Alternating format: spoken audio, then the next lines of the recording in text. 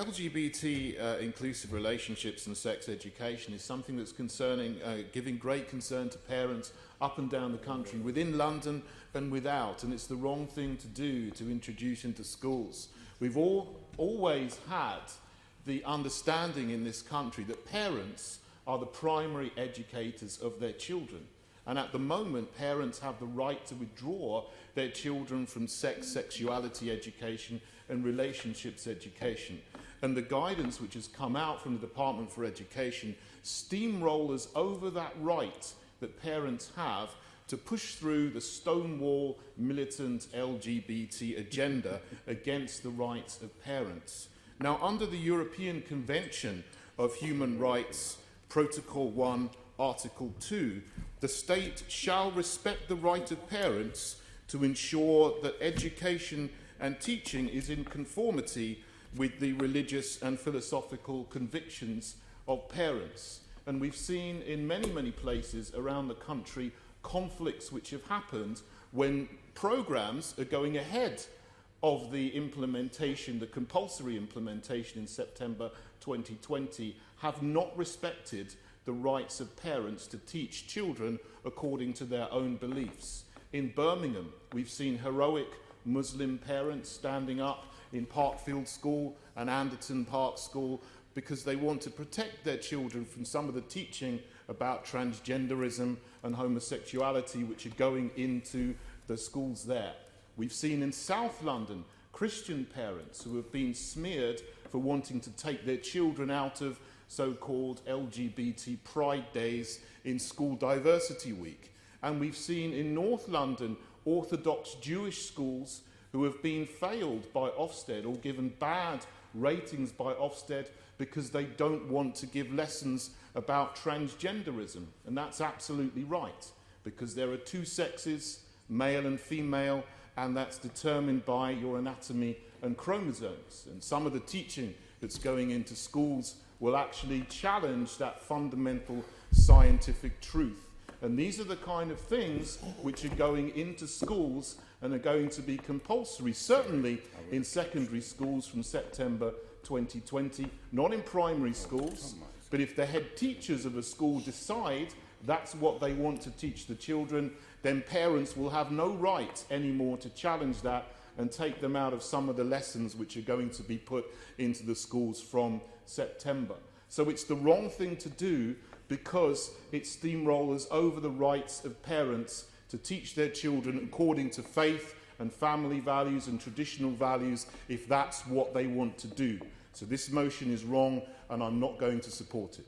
Thank you. Assembly Member Cooper.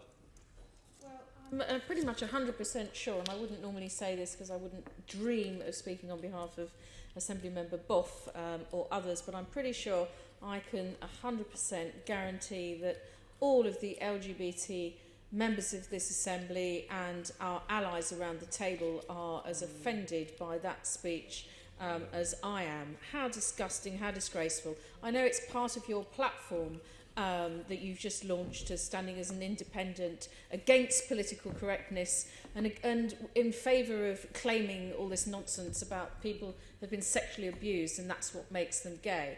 You know, that is such an offensive idea, and it's one of the many offensive ideas that you come out with. Sometimes you say things and we laugh at you because all you want to talk about is running up flags for Brexit. This is the kind of pernicious, disgusting statement that has no place in this London Assembly, and I cannot wait until both the Brexit Party and UKIP fail to meet the 5% threshold and you are gone from this chamber, so none of us have to listen to that kind of stuff before.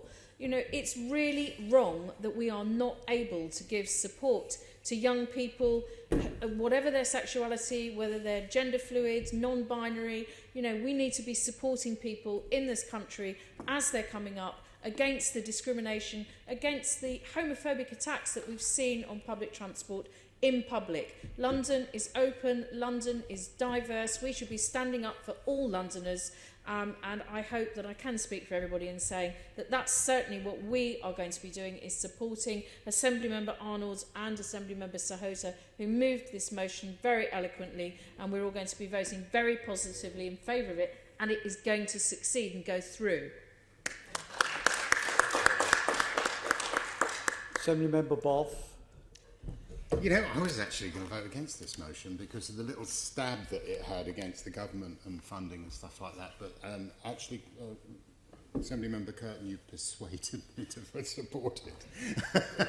So, thank you very much for that. But why should I pay any attention to somebody who thinks that the only reason I'm gay is because I was sexually abused as a child? I'll tell you what is abuse, Assemblymember Kurten. Abuse is keeping children ignorant of the world that is around them. Abuse is trying to invent fairy stories about where they came from. Abuse is keeping them, keeping away from them the facts of life, the facts of the community around them. Yeah. And what this motion calls for, and the bit I support, is that this involves educating children in an age-appropriate way.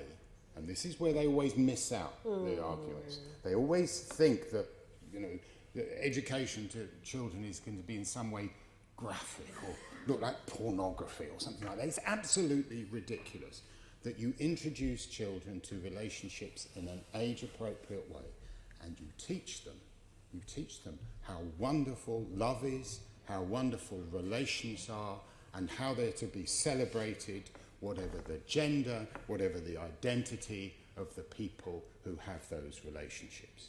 So thank you, Assemblymember Kurten. You've added one more vote in favour of this motion. Yeah.